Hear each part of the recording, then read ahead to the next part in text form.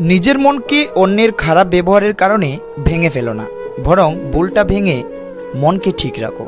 চালাক মানুষের এটা মনে থাকে না যে বোকা মানুষেরও মন থাকে, তাদেরও কষ্ট হয়। কাউকে বাধ্য করো না কথা বলার জন্য।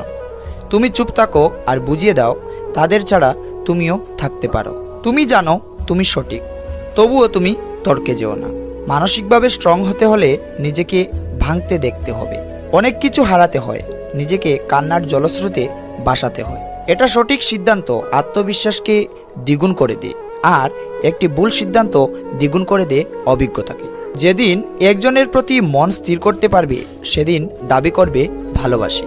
সুস্থ থাকার জন্য হলেও হিংসা পরিত্যাগ করো, কারণ হিংসা মানুষকে ভিতর হতে গলিয়ে দেয়।